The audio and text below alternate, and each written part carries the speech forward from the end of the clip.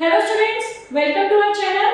This side Ankita. Today we will discuss about NEET 2025 40-day countdown to exam success. यानी आपको NEET exam के लिए 40 days का countdown plan जो है वो किस तरीके का बनाना है, किस तरीके से आपको अपनी प्रिपरेशन करनी है, किन किन पॉइंट्स का आपको सबसे ज्यादा ध्यान रखना है, क्या आपकी स्टडी प्लान होनी चाहिए, क्या आपका शेड्यूल होना चाहिए।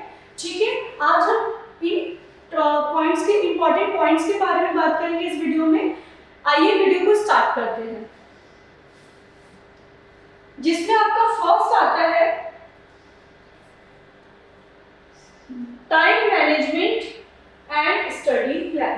ओके,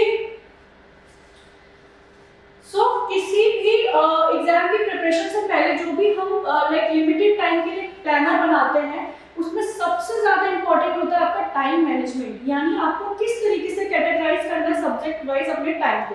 ओके, सो फर्स्ट आपका है time management and study plan. कैसे आपको स्टडी प्लान बनाना है, फर्स्ट में आता है आपका create 40 day study schedule.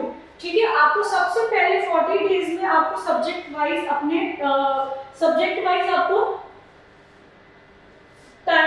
Time देना है, अपना टाइम एलोकेट करना है सब्जेक्ट वाइज। ठीक है, स्टडी प्लान बनाना है फर्स्ट, जिसमें आता है आपका allocate time for all subjects. Okay, जिसमें आपका physics, chemistry and biology. Prioritise subject you are weak but don't ignore strength. ठीक है, सो आपके जो मेन सब्जेक्ट है फिजिक्स, केमिस्ट्री एंड बायोलॉजी, उनको आपको इक्वल टाइम देना है एंड आपका जो भी वीक पॉइंट है उसको आपको प्रायोरिटाइज करना है एंड आपका जो स्ट्रेंथ वाला सब्जेक्ट है उसको भी आपको कवर करना है, इक्वल टाइम देना है, इग्नोर नहीं करना है आपको। ठीक है, सेकंड में आता है आपका डेली स्टडी प्लान, यानी आपका डेली शेड्यूल में आपका स्टडी प्लान क्या होना चाहिए। आपको 10 to 12 hours each day study करना है। Divide this time to 3 into 3 hours block, यानी हर 3 आवर्स का आप एक स्मॉल सा शॉर्ट ब्रेक ले सकते हो। थर्ड में आपका आता है mock test and revisions. Okay, ये भी आपका इंपॉर्टेंट है। तो आपको शेड्यूल करना है कि मॉक टेस्ट जो है वो 3-4 डेज, एवरी 3-4 डेज में हो, उसका रिव्यू लें एंड अपने परफॉर्मेंस को आप अच्छा बनाएं and focus on weaker areas, यानी आप एवरी 3-4 डेज पे आप अपना प्रॉपर मॉक टेस्ट दें, जिससे आपको अपने परफॉर्मेंस के बारे में पता चले एंड आपका जो भी वीकर पॉइंट है उसको आप इंप्रूव करें। सेकंड आता है subject specific strategy. Subject wise आप क्या स्ट्रेटेजी आपकी होनी चाहिए, जिसमें पहला आता है physics, focus on concept clarity. Physics के लिए सबसे मोस्ट इंपॉर्टेंट है कि आपका कॉन्सेप्ट क्लियर होना जरूरी है। ठीक है, सेकंड में आपका आता है आपको न्यूमेरिकल की प्रैक्टिस करनी है, specially mechanics, electrostatics and modern physics की। ओके, थर्ड पे आता है आपका don't neglect theoretical topics but focus more on problem solving. आपको थ्योरेटिकल टॉपिक्स को इग्नोर नहीं करना है या नेग्लेक्ट नहीं करना है, लेकिन कोशिश ये करनी है कि आपको फोकस मोर प्रॉब्लम सॉल्विंग पे करना है। सेकंड आपका आता है केमिस्ट्री, जिसमें आपका पहला है फिजिकल केमिस्ट्री। ठीक है, जिसमें आपको जो है important formulas and practice problems, work on balancing equation in thermodynamics and mole concept. ठीक है, ये दोनों थर्मोडायनेमिक्स एंड मोल कॉन्सेप्ट के जितने भी इक्वेशन है वो सारे आपको पता होने चाहिए, सारे आपको फॉर्मूलाज याद होने चाहिए। ठीक है, सेकंड आता है आपका ऑर्गेनिक केमिस्ट्री। इसमें आपका क्या है, focus on reaction and mechanisms and important name reactions, यानी आपको रिएक्शंस के नेम पता होने चाहिए। ठीक है, मैकेनिज्म्स के बारे में पता होना चाहिए। थर्ड आता है आपका in organic chemistry concentrate on periodicity, coordination, compounds and elements. ठीक है, फिर आता है आपका बायोलॉजी, जिसमें आपका सबसे मोस्ट इंपॉर्टेंट है एनसीईआरटी। ठीक है, NCERT it is the key for biology in NEET. Okay, second है आपका revise important chapter like genetics, ecology and human physiology. जैसे कि हमने पिछले वीडियो में बात किया था जब कि most important topics for biology with their high weightage, ये हाई वेटेज वाले सब्जेक्ट लाइक टॉपिक्स हैं आपके, ठीक है। Human physiology, genetics and ecology, in chapters को आपको बहुत अच्छे से पढ़ना है, पूरा क्लियर करना है कॉन्सेप्ट जो भी है, और ये चैप्टर आपको अच्छे से आना चाहिए। ये आपका हाई वेटेज वाले चैप्टर्स हैं। फिर आता है use diagrams for better retention specially in plant physiology and reproduction. आप बायोलॉजी में सबसे ज्यादा आपके लाइक हेल्पफुल होता है डायग्राम्स, यानी आपने कोई भी लाइक ह्यूमन रिप्रोडक्शन का कुछ भी आपने डायग्राम बनाया तो वो आपको इमीडिएट आपको कोई लर्न कराता है उस टॉपिक के बारे में, उसके बारे में कोई आपको एक नोट मिलता है, ठीक है। थर्ड पॉइंट है आपका रिवाइज स्मार्टली, यानी आपको रिवाइज भी करना है तो वो किस तरीके से करना है, स्मार्टली आपको अपना रिवाइज करना है, जिसमें फर्स्ट आता है NCERT books. Don't ignore NCERT, it is a crucial for theory based question in NEET. जो थ्योरी बेस्ड क्वेश्चन आते हैं वो आपके नीट एनसीईआरटी से ही होते हैं, तो ये आपके लिए सबसे ज्यादा इंपॉर्टेंट है। सेकंड है आपको फॉर्मूला शीट्स एंड नोट्स, ठीक है, यानी आपने जो भी पढ़ा उसका एक क्विक नोट्स या फिर एक शॉर्ट नोट आपको बनाना है, ताकि आप जब भी उसको देखें तो आपको एक क्विक रिवीजन आपको मिल सके, ठीक है। फिर है आपका use mind maps and diagram. Diagrams, जब आप डायग्राम्स के थ्रू किसी टॉपिक को पढ़ेंगे तो वो आपके लिए काफी ज्यादा इजी हो जाता है याद करने में, आपको लाइक रिवाइज करने में काफी इजी हो जाता है, रिवीजन करने में काफी इजी हो जाता है, ठीक है। फोर्थ पॉइंट आता है mock test and previous year paper.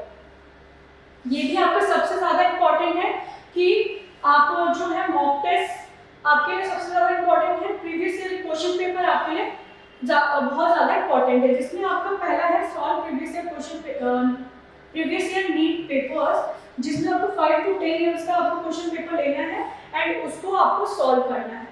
इससे क्या होगा, इससे आपको पता चलेगा कि एग्जाम पैटर्न क्या है, कितने नंबर ऑफ क्वेश्चंस कितना है, और आप कितने टाइम में एक क्वेश्चन, कितना टाइम आप एक पर्टिकुलर क्वेश्चन को दे रहे हैं, ठीक है।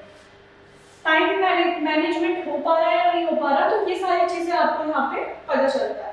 सेकंड है आपका daily mock test. Daily mock test से क्या होगा, dedicate time to taking full length NEET mock test. This will help you build stamina, time management and improve accuracy. ठीक है, इससे क्या होगा कि आप डेली बेसिस पे जब मॉक टेस्ट देंगे तो आप अपने वीकर पॉइंट्स को जान पाएंगे, कहाँ पे आपको इम्प्रूवमेंट की जरूरत है उसके बारे में आपको पता चलेगा, एंड आप किस तरीके से अपने टाइम मैनेज कर रहे हैं उसके बारे में आपको पता चलेगा। और जो गलती आपने already like first mock test में कर ली उसको आपको नेक्स्ट मॉक टेस्ट में नहीं करनी है, ठीक है। लास्ट पॉइंट यही है आपका, जब भी आप मॉक टेस्ट दें उसके बाद जो भी आपके मिस्टेक्स हैं उसको आपको करेक्ट करना है। फिर आता है आपका fifth point, healthy study habits, जिसमें आपका फर्स्ट पॉइंट आता है फोकस ऑन एक्टिव लर्निंग, ठीक है। आपको जो है पैसिव रीड नहीं करना है, बेसिकली आपको एंगेज विद द, आपको पूरा अपना सिलेबस आपको पता होना चाहिए, आपको उसके नोट्स बना, आपके पास जो नोट्स हो गया उससे आपको जो है आप एक्टिवली लर्न कर पाएंगे। सेकंड पॉइंट आता है stay healthy, most important 6 to 8 hours per night आपको स्लीप करना है, स्टे हाइड्रेटेड रहना है, eat healthy, avoid stress, burnout, if you feel tired then take short breaks to refresh, okay. Third point आता है avoid overloading information. इसमें क्या है कि don't try to learn something completely new in the last 10 days, यानी जो आपके last 10 days आपके एग्जाम के लास्ट 10 डेज बचे हैं उसमें आपको कोई भी नया टॉपिक नहीं पढ़ना है, जितना आपने पढ़ लिया है उसका आपको अच्छे से रिवीजन करना है, ठीक है। जब आप लास्ट 10 डेज में किसी नए टॉपिक को पढ़ेंगे तो वो आपके माइंड में ओवरलोड होगा, जिससे आपने जो पहले का प्रीवियस पढ़ा होगा उसमें आपको बहुत कंफ्यूजन होगा, ओके। 6th पॉइंट आता है फाइनल 10 डेज स्ट्रेटेजी। लास्ट के 10 डेज में आपकी स्ट्रेटेजी क्या होनी चाहिए, जिसमें पहला है रिवीजन ओनली। ठीक है, 10 डेज में आपको प्रॉपर रिवीजन करना है। आपने जो भी पढ़ा है फिजिक्स, केमिस्ट्री, बायोलॉजी में से आपको चैप्टर वाइज अपना रिवाइज करना है, रिवीजन करना है।